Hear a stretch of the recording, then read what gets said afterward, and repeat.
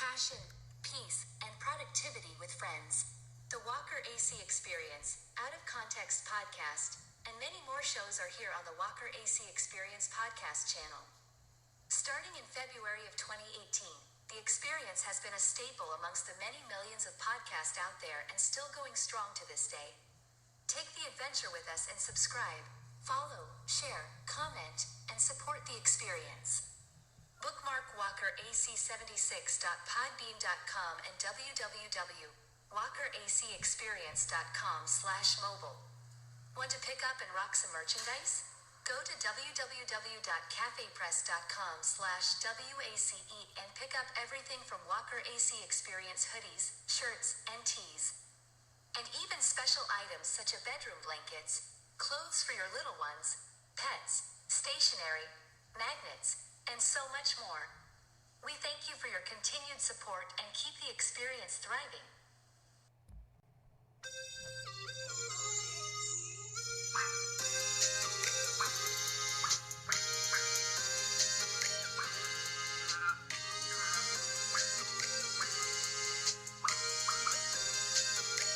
Good evening, everyone. Good evening. Welcome back to the March 26th edition of the Walker AC Experience. I am your host, Walker AC, and to you, my friends, yes, you are my friends, and fear not, we didn't give up, we didn't leave, we just took a week off. It's what we do. We work hard here. We solve world's problems, and we give world peace, and we give our expert advice on everything. Eventually, our circuits get fried, and we have to take a small break. But we're glad that you're back with us for another week.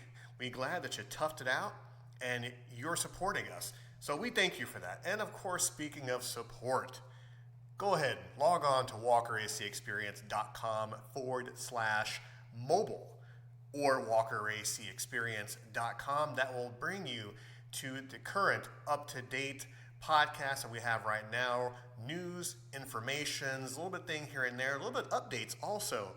Hop on the website, you hear a special introduction to the Walker AC Experience. We thank you once again for that. Also, buy some merchandise. cafepress.com/WACE. That's where you can buy gear, t-shirts, hoodies, everything else in between, like you heard at the start of the show.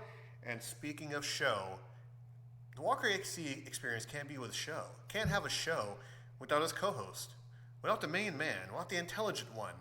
He is the Spock to my Sulu, and I cannot believe I made that reference. Kevin, you everyone. Hey, Kevin, how's it going? Salutations, everyone. Happy officially springtime. Are you ready for spring break? Are you ready for the springtime, the pollen season, the heat, all that fun stuff that has to do with jolly old Florida?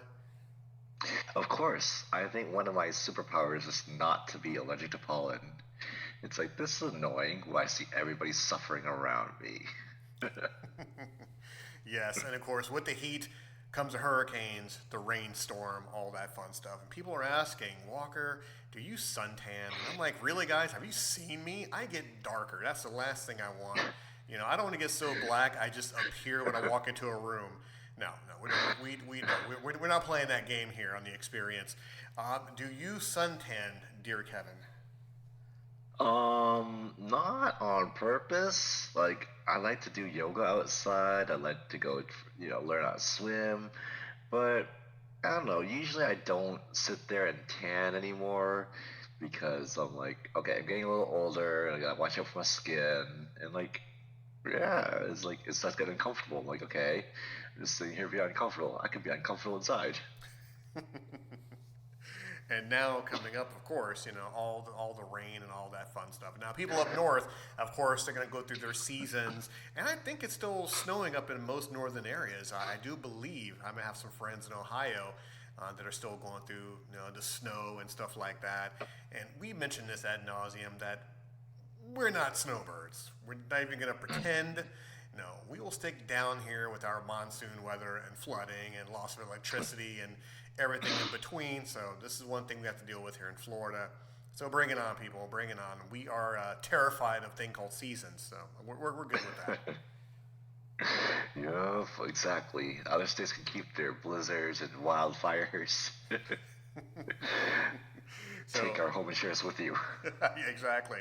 So, so as we start the show here, let's do a little bit of backtracking. I mean, how have you been this past week? We've been off air. You told me before we recorded that something entertaining happened to you, which is causing your lovely sniffles. Oh yeah. So this week on the spring break, I've been waiting all month long for it, and so my niece is very rambunctious. I call her a rapscallion or scoundrel on the regular, and she just gets off face like coughs. So like, oh boy, that was not cool.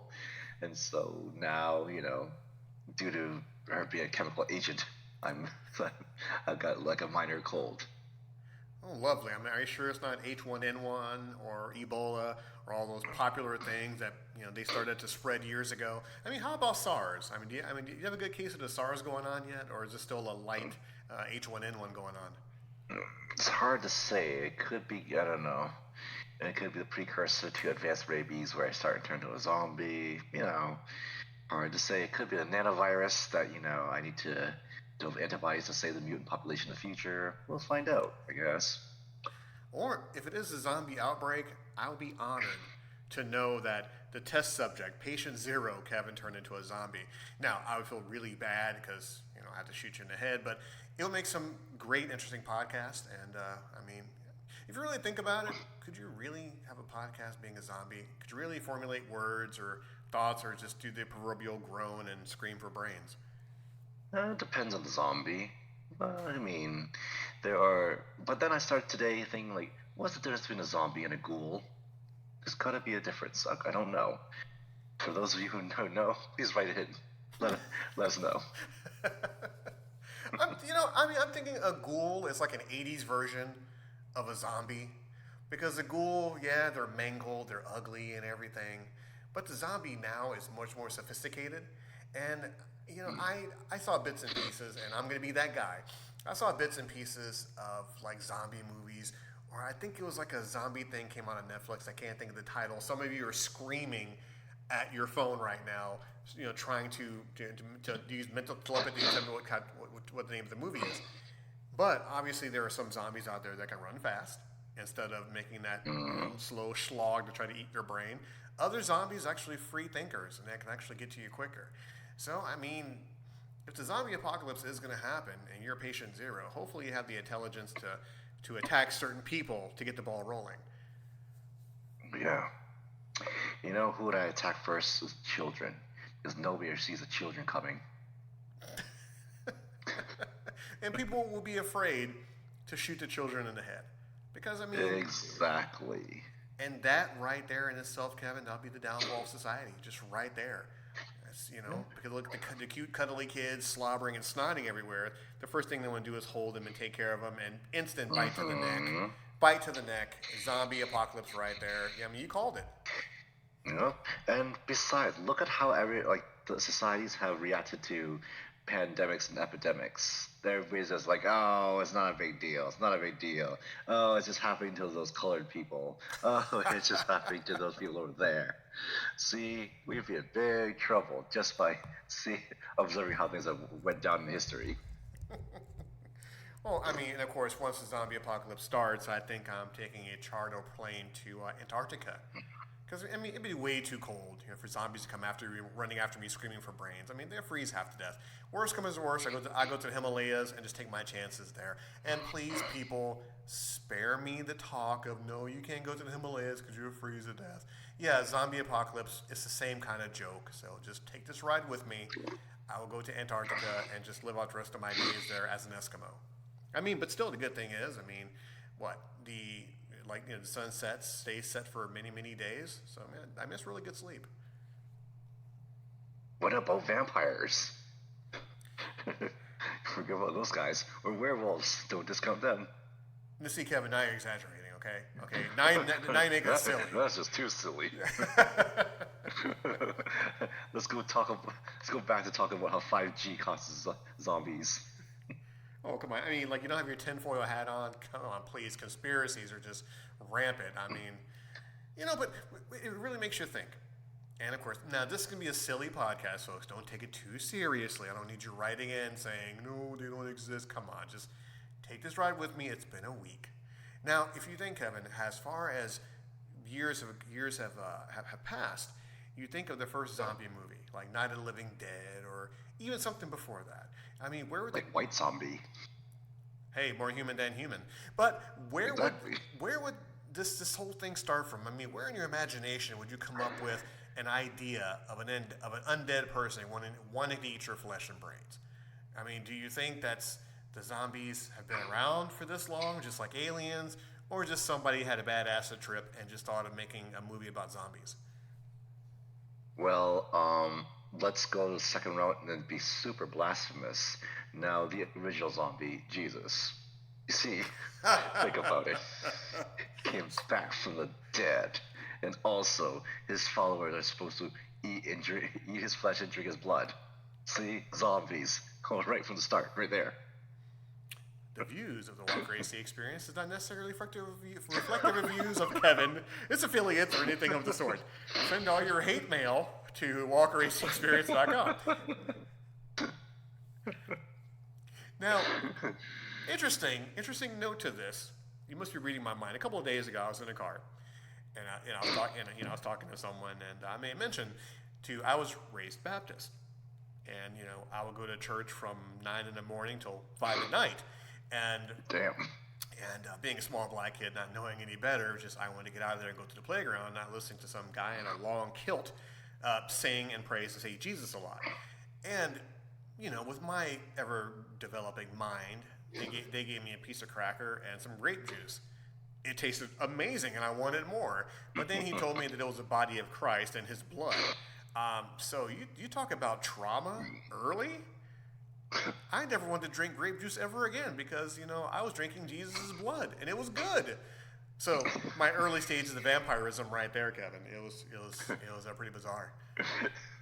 Were you more of a purple stuff kid? I was more of a grape drank kind of kid. Because who knew that Jesus tastes like grape Kool-Aid? I mean, it was the most amazing thing ever. I just needed more sugar. Oh yeah. Okay, let's see. Flip through the notepad. Zombies, check. Blasphemous. Jesus humor, check. Okay. So, as we're continuing to work on getting canceled, when was your first experience with religion? I mean, was it fed to you as a child, or did you get into it more and more as you got older?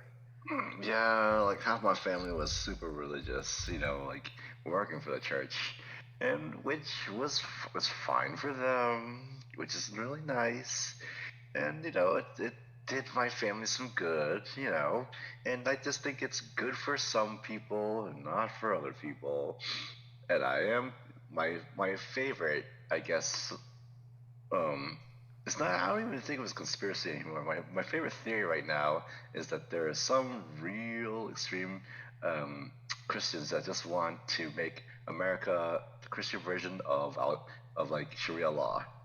It's kind of freaking me out.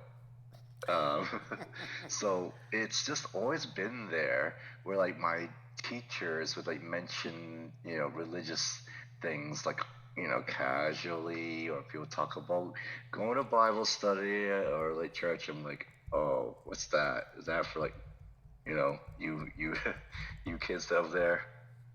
I'm way too ethnic for that. So I don't know. It was just at a very, very early age, and it all just didn't make sense to me. I'm like, oh, that's what you guys do. Cool. Am I supposed to do something? Is it okay if I like just like sit here and just look down my shoes and like I don't know. What do you want? Well, it was really weird for me because it was never really explained to me. Being a kid growing up in rural area of Chicago, being very very young and having my mother dress me up in amazing clothes, which I have no idea where we got them from, just amazing clothes, and going to church on a Sunday. It was just second nature. We were not explained why we went. We just explained we just needed to go.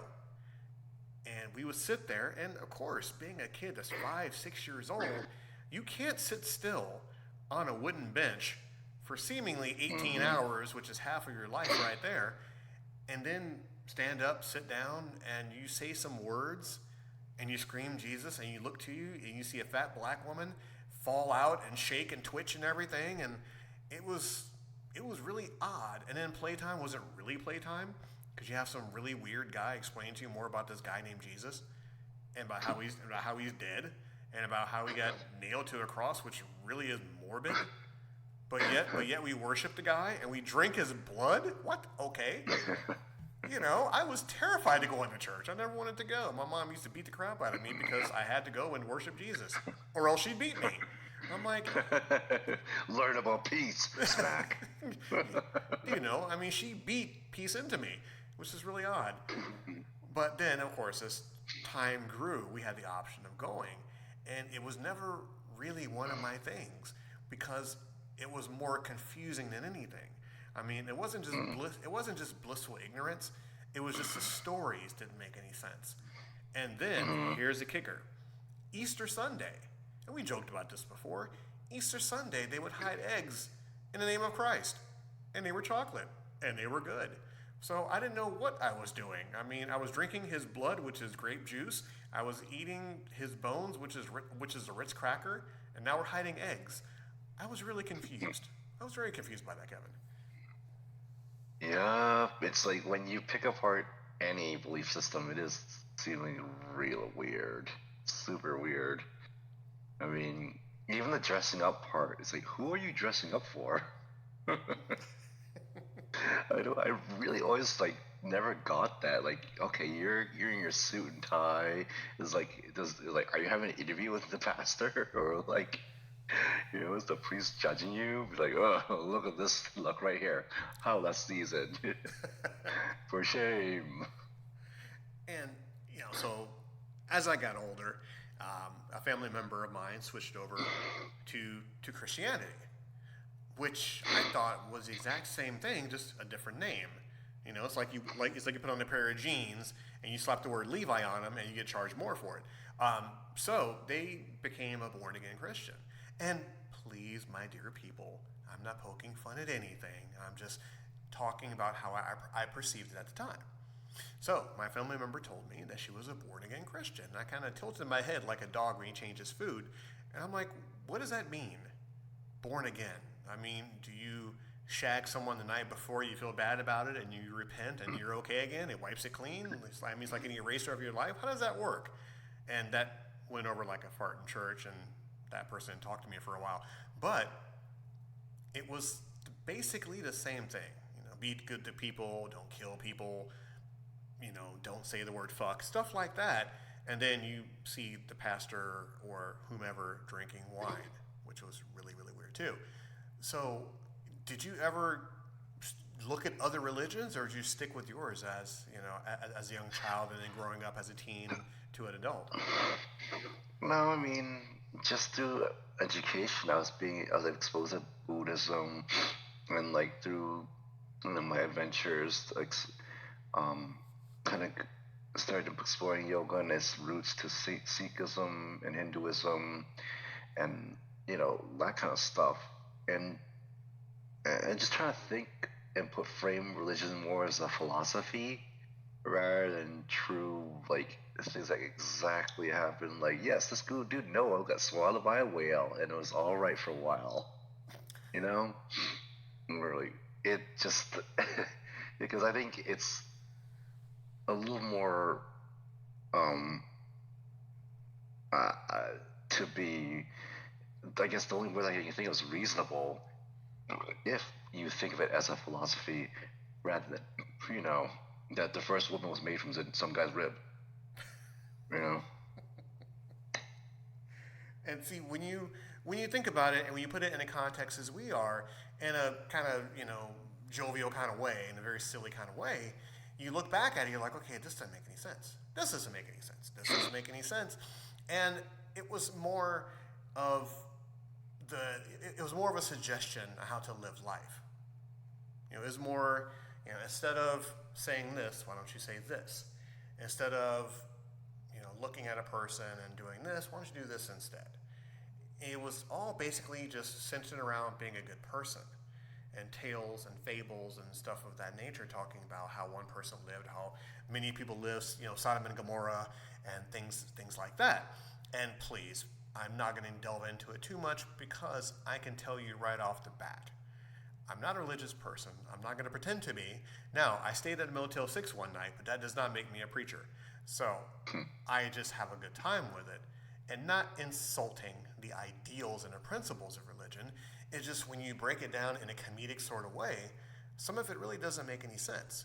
And we talked about Easter. We talked about Santa Claus and the origins of that, because if you really think about it, parents didn't dig too deep into it. It was, you're a good kid, you get a gift. Easter Sunday, you get chocolates and you hide eggs, which is really bizarre. And just everything else in between. So you have other religions that have Kwanzaa and Hanukkah and stuff like that, but they all preach the exact same thing. Be nice and groovy to one another. But looking back at it as a child, or as a young adult growing up, you look back at all these religions that really sometimes really doesn't make any sense. But once again, Kevin, the message is all the same. I looked into Buddhism for a bit, and that was more of a peaceful kind of religion ideal. What do you think of that, or do you know anything about Buddhism? Well, sure. Has a lot of more concepts, and there are different sects of Buddhism, and like some of it is a little more just philosophical, like understanding that everything is temporary, or like reality is illusionary, which I get. Some of it gets to be really more esoteric, where talking about cycle of suffering, and you're trying to reach nirvana to escape the cycle of suffering, and karma. You're trying to escape karma, which is to seek balance, not good, not bad, is to rise above it and just escape it. And so, but I don't know too much because I'm not that invested in it. But I even just think of like in other alternative things, thinking like absurdism is kind of interesting. Like looking at how silly everything in the world is, and all you can do is laugh at it because everything we do is just so ridiculous.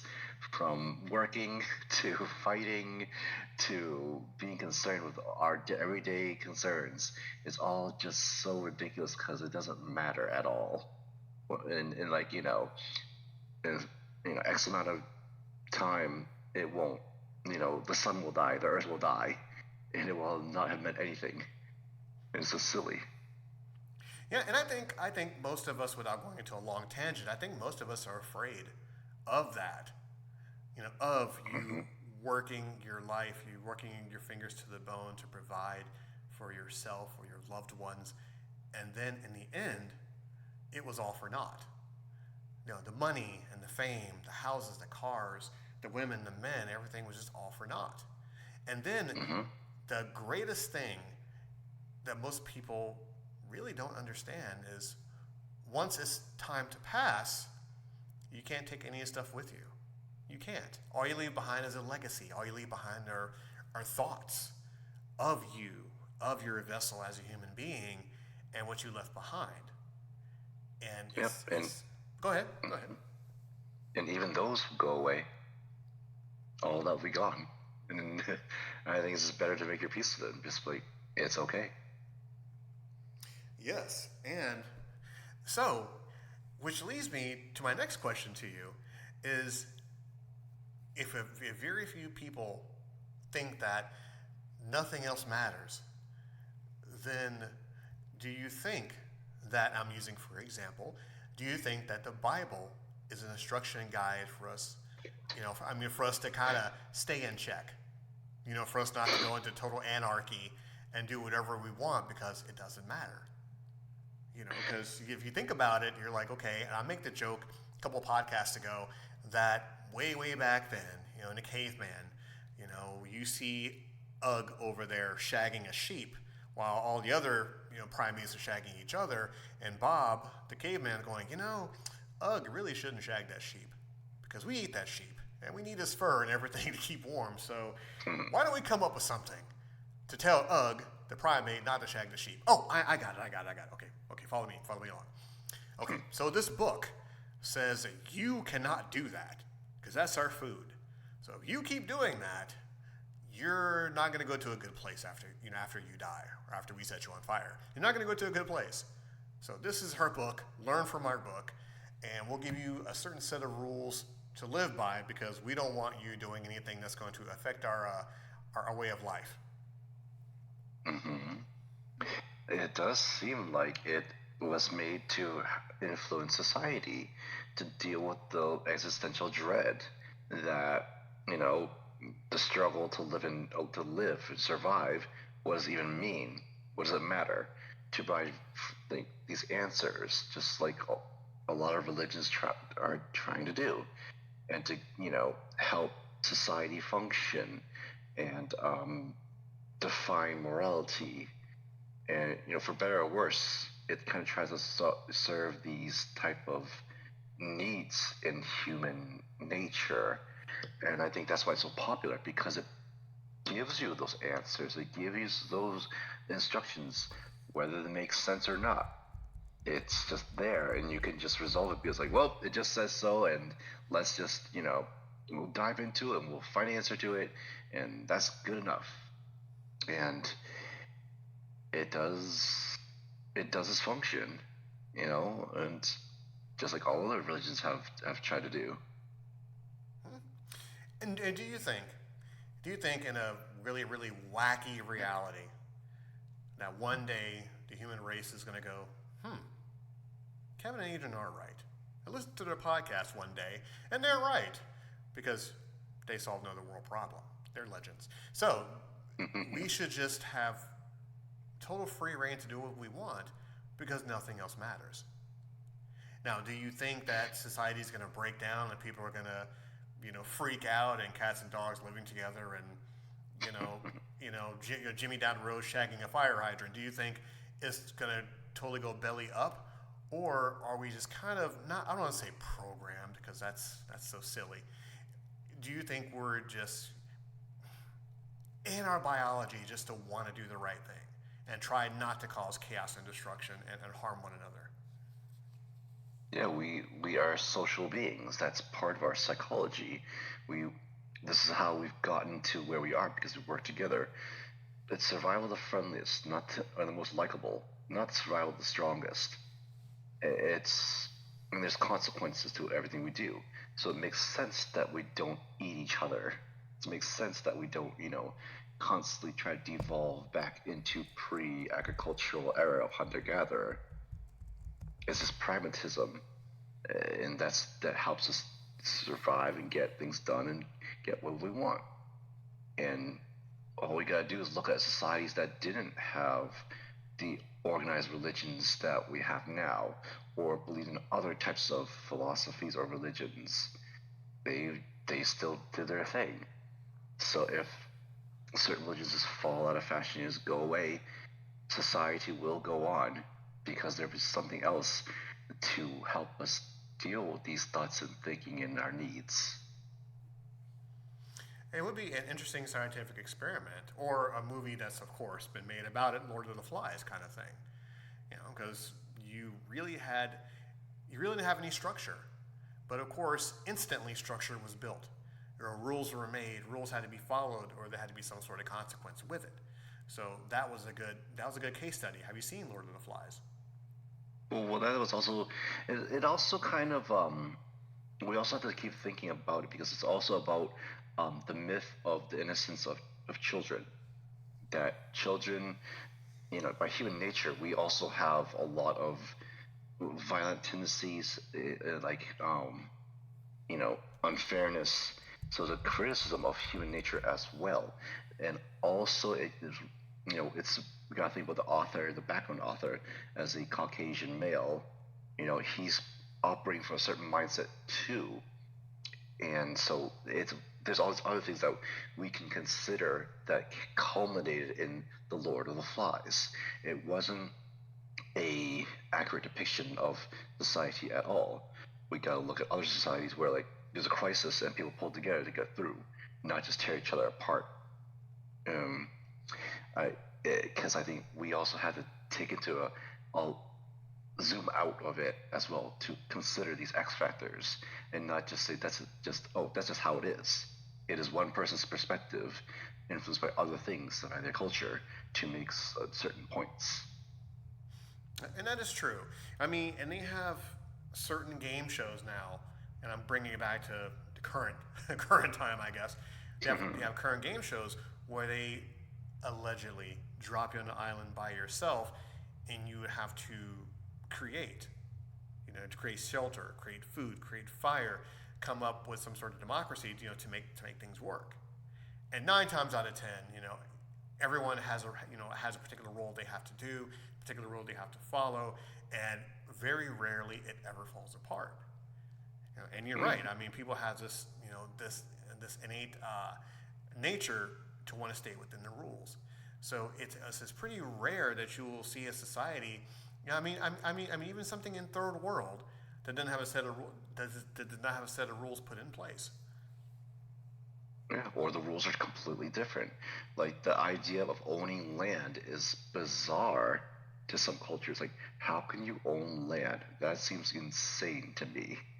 And when you take that perspective, it is kind of insane to be like, here from here, that's mine.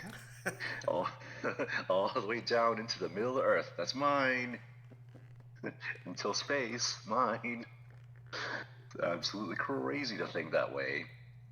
And so, and also like we also gotta think reality game shows, they're coming in with their own cultural conditioning as well. They weren't born on an island, and they may have think up a completely different set of ways to live life, which would be quite fascinating. But we're taking people from Western countries that come from certain, you know, probably not too dissimilar backgrounds. They can be totally, off the wall different, and they're put in, they have these parameters to make it happen. So it is kind of an artifice, I believe. And I agree. I mean, we really can't take someone from a tribe we've never heard of that has never seen a television set, more or less a cell phone, and stick them into a place with a common American and expect to, come together and actually make magic happen. That person will probably be stabbed with a spear and probably eaten. But, Or the other way around, or the native person gets completely exploited and corrupted. well, yes, of course, they turn into a slave because we own people just like we own land, which is once That's again right. that falls into the bizarre what the hell category. So, so Kevin, man, other than solving religion and solving society, what else can we solve? I mean, as we go along with this show, a half hour in, we've done a lot already. What can we? What problems can we solve or cause? Sometimes I think with that. What do we do wrong today? What do we-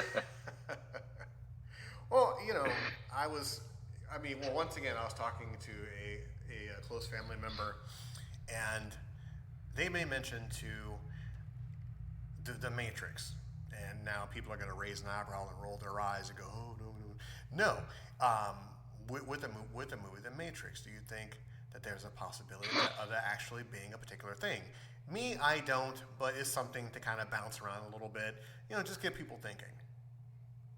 I think there was a metaphysical model that did prove that we're not living in a matrix, and also we gotta think that the original Matrix was a little bit more of possibly a Buddhist parable until it turned into a Christian parable by the third one. Shocker, Which shocker. is like, oh, I was like, oh, okay, that was a twist. What? Cool. It's like not directly, having like a, like almost a quasi, you know, crucifixion sequence, and I'm like, oh, okay, that was a left turn. So I think people might be taking it too literal because you know by researching other religions such as Sikhism, like we're all space dust and we'll all return to space dust, and like everything is illusionary, our from our money to our states to our bodies. It's just all temporary configurations that we label so much meaning to, and kind of like in the Matrix, where you can see beyond that. Possibly, it's not like we're all hooked up to a machine. No, no, absolutely not. Which makes me wonder, as people get, as some people, I don't want to say all people, like you would think some people that have been committed, that have been mentally unstable, that scream at clouds and whatnot, do you think they have it figured out, and that their brains can't handle it?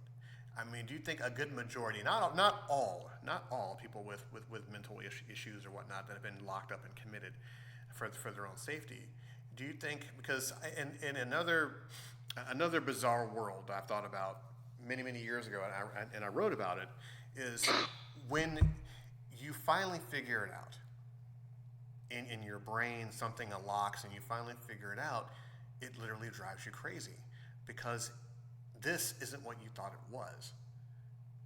Your hand, your television, your exercise bike, it's not what you thought it was, and you finally see it for what it is, and your brain can't handle it. So you, quote unquote, go crazy. That's just one of my theories. When you figure it out, either you pass on or you just drive yourself insane.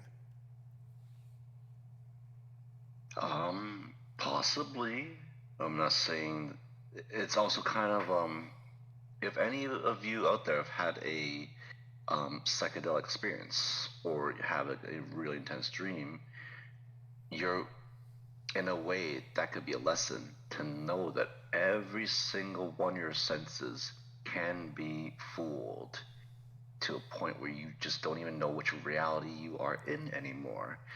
And it's almost kind of, it could be an awakening experience to, again, notice that all the fiction that surrounds us.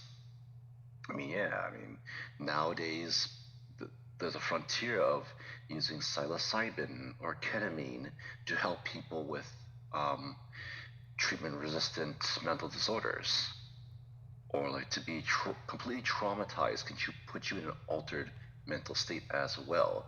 For those of you out there that had that, you may get what we're talking about.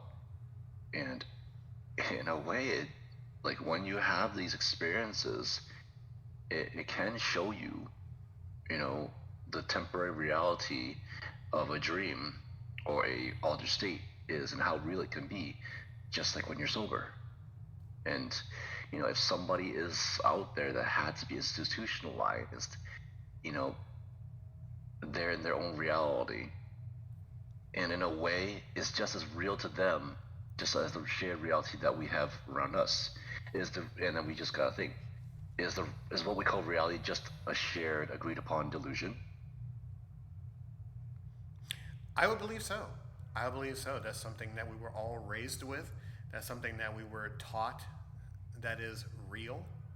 And if anything strays from that, then it's labeled crazy. It's labeled a delusion. It's labeled a dream. It's labeled a vision. Because I think we have come so far that we're just taught that this is reality. Anything else beyond that, the human mind can't handle it, and we just lose it. So pretty much getting lost in the matrix. That was my little thought for that. I don't want to dig too deep because I'll drive myself crazy and be committed, Kevin. So you might have to find yourself a new host.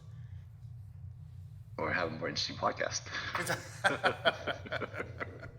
That was my ultimate finishing move right there, just going crazy. So there you go. But yeah, I mean, but like, it is kind of like when you meet people who have hallucinations, the worst thing you could do is just try to be like, no, you're wrong, you're wrong, you're wrong. Because to them, it's just as real as what you're perceiving. And you too could end up like that too. And it's just a reality experience. Well, you are correct. And I was always hesitant about trying any kind of psychedelics, mushrooms or whatnot, because one of the biggest fears for me is getting locked in that chamber of the mind. that you can't get out from, getting lost in a hallucination, living in a hallucination and not being able to quote unquote wake up back to reality. And unfortunately, I've seen that before. I've seen people take hallucinogenic drugs and get trapped in that. And to be trapped in your mind for the rest of your life, that's a pretty terrifying thing. Especially that there's so much going on and there's so much you really don't want to see and you're trapped in there and you can't get out. To me, that's like purgatory right there. Well, we're also kind of like trapped in the rough mental states already as is, and just like look at all we have to deal with and all we're concerned with, and all the pressures we have. That, in a way, we're trapped in that delusion as well. And do you think, honestly, this is another deep one, and then we'll go into the dick and fart jokes. Do you think that once we pass on, is it like turning off a TV? The series premiere is over. Maybe it's like beyond our comprehension. Maybe it's so radical that we can't fathom it. Or maybe people have a hint, and maybe it's just something we can't accept because you'd have to like be at a different thinking level to understand it. Like, and I just one time in an altered state, I realized I'm so scared of death, but I wasn't scared before I was born. So why should I be scared again? Well, that is true. The realization, and I heard this in a quote of a movie, The Crow, actually. The moment you're born, you start to die. And guys, I'm only paraphrasing, so in the comments, don't quote the crow to me. It's okay. Anyhow, but yes, when you're born, that's when you start to realize that you're going to die. And we talked about the biggest fear again is passing on because you don't know what's beyond that. There have been so many theories about that. So many, in my opinion, made up things to cushion you, to soften the blow after you pass on. Oh, he or she passed on, they're going to heaven. Or he or she was a bad person, they're going to hell. Or, he or she got in contact, got a connection with what's inside, they'll be reincarnated. It's always something to cushion the person, or it's always something to scare the person. Kevin, don't do this, or else you're going to go here. Or hey, good job, you did this, you're going to go here. Or hey, you love animals, so you're going to be reincarnated as this. It's always something to cushion you. It's very rarely someone saying, I don't know. Or there's nothing. There's nothing. Or, because if you really think about it, and I made this reference many, many times, if there is a better place, for example, we'll just go with a better place. We'll go with heaven, for example. Wouldn't you be in a rush to get there? If the pearly gates and St. Peter and you see family that has passed on, wouldn't you be in a hurry to get there instead of living your life here? Possibly, but of course there's somehow rules against that too. Oh, yes, you mean, you mean you can't off yourself kind of thing? You can't take the cake out of the oven before it's ready, I guess.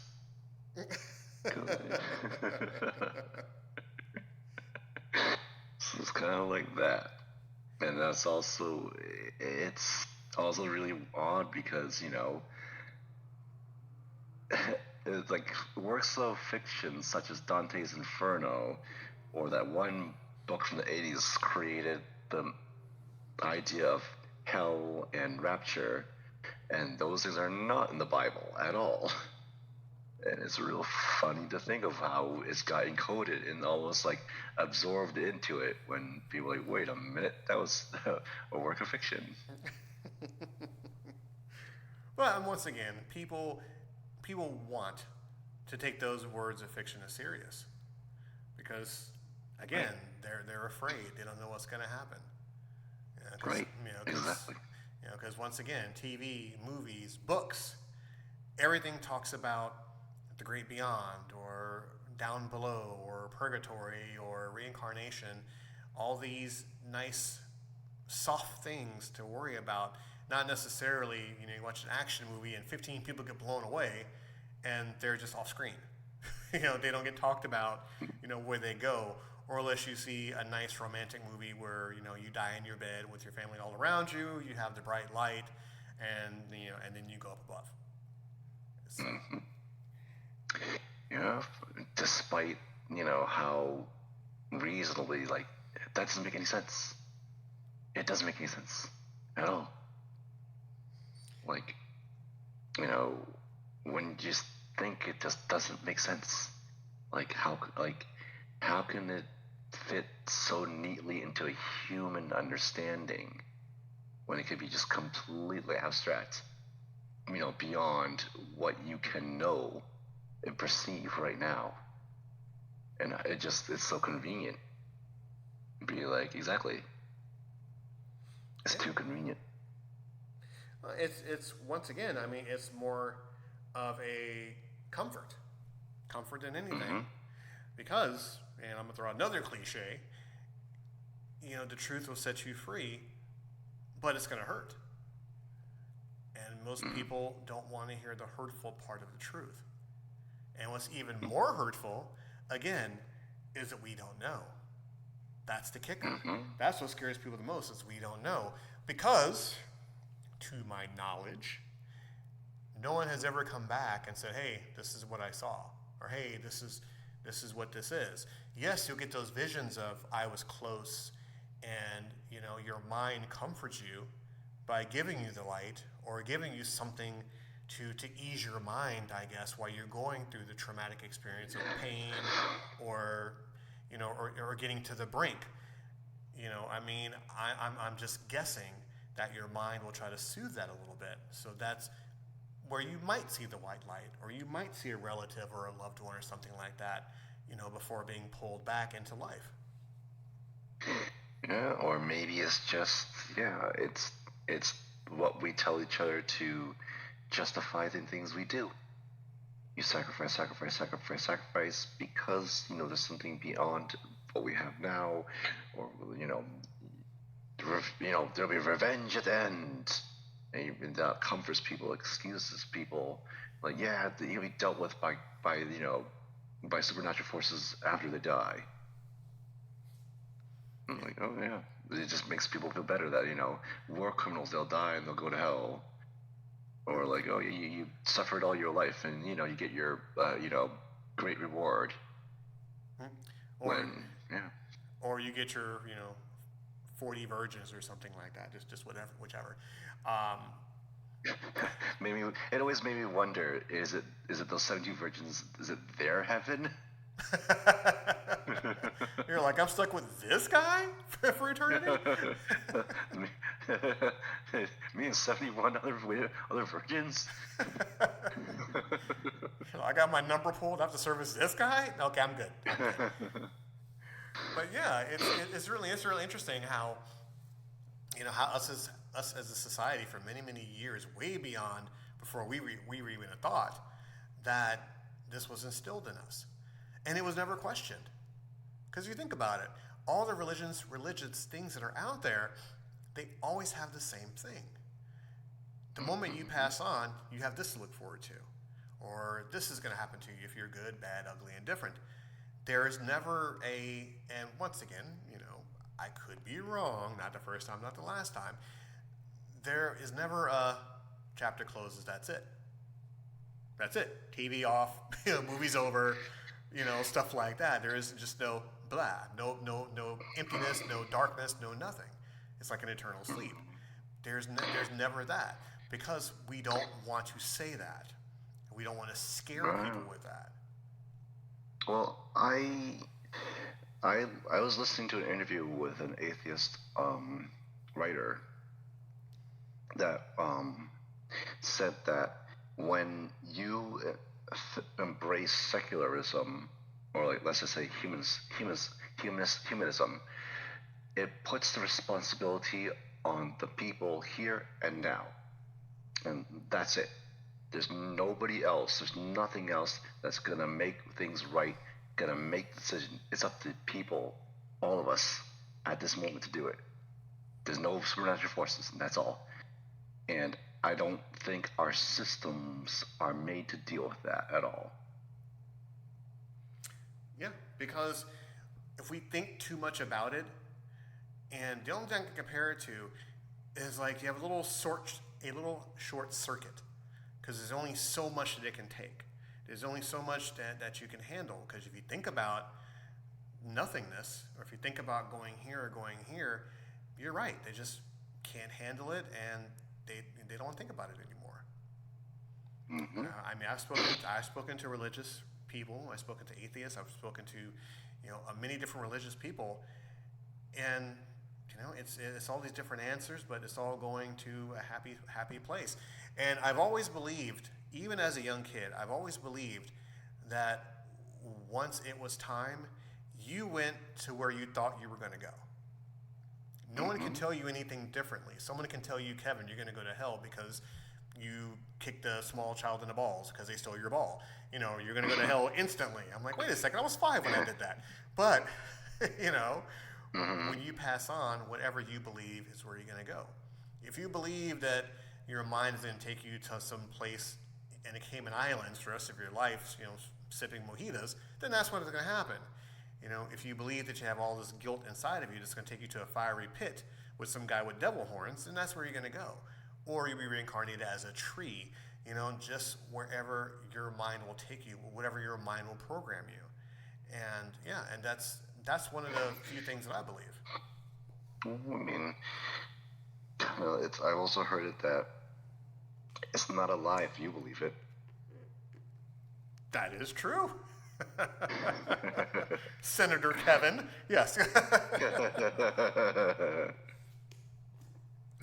But yes, that's definitely interesting. But the best part about it is, like I said, we don't know. That's the greatest thing about being a human, is we don't know. And I don't think anyone can tell us. And I believe if someone does tell us, are we really going to believe it? Some people do. Yeah. Hey, I mean, label me as a cynic. But I won't know until it happens. And when it does, I can guarantee you I'm not going to come back and tell you because, yeah, I might record that on the podcast one day. I'm not too sure. It's not a lie if you believe it. So there you go. There you go. Yeah. So as we delve into the later portions of our show, do you have anything, Kevin? Do you have anything for us? Anything on your mind, or shall we dip on over to the apps? We can keep moving on. Okay. Well, I will have you go first. Okay. Let's go. Well, if we can move on to rants. Rants is, I have a weird fear of being stuck in awkward conversations, and I just don't know how. I get too scared of offending people to escape them. Because in too many ways, because I like to be an engaged listener. And I'm like, it's an hour and we're still talking about this. And like, I don't know what to do. Maybe I should just drink more to have to use the bathroom on purpose. I don't know. But like, it's hard. And I think it's when you're a perceptive person, you can judge the flow of a conversation. And also kind of like know that a conversation is an exchange of ideas, not just let me give you this tirade. Why the Smurfs suck, you know? So it's something that I have to work on it myself, just to be like, hey, this was cool, but I want to talk to other people, or like, I got to be careful of charting. I don't know. So, yeah, guys. Please be aware of that. Like, watch out, Kevin. It will happen. It will happen, Kevin. Exactly. Well, to piggyback off of that, I always make the self-deprecating joke that I'm not the smartest peanut in the turd. And sometimes that plays into a factor when we're having great conversation.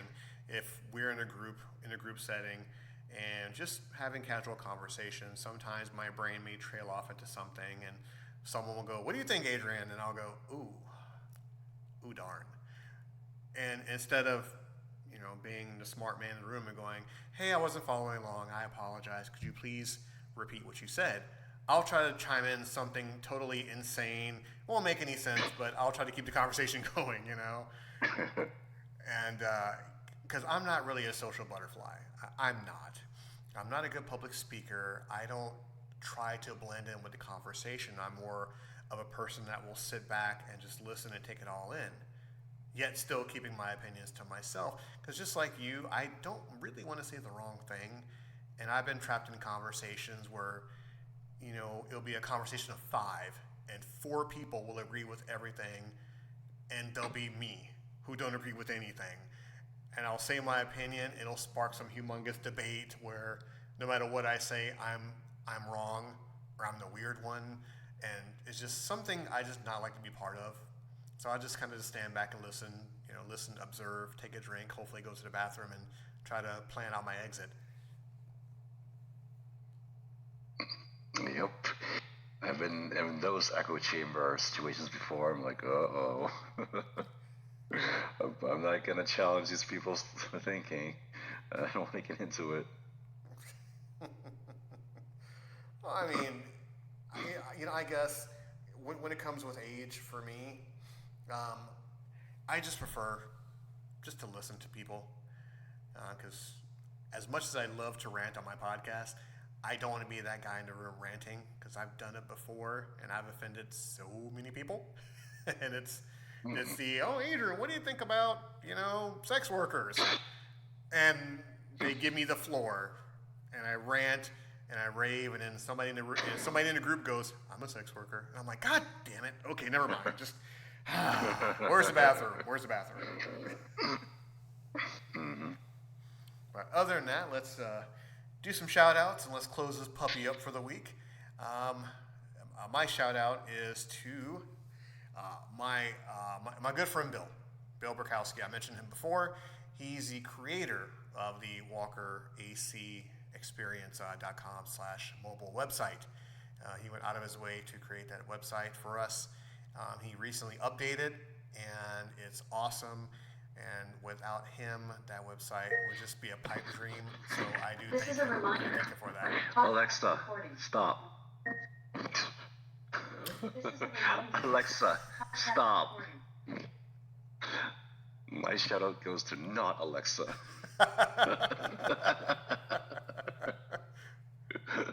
Siri wouldn't do that to me. Yeah, exactly. My shout out goes to Siri. Siri's so much better than Alexa. But yes, thank you, Bill, for creating that website for us and being overshadowed by Alexa. That's great.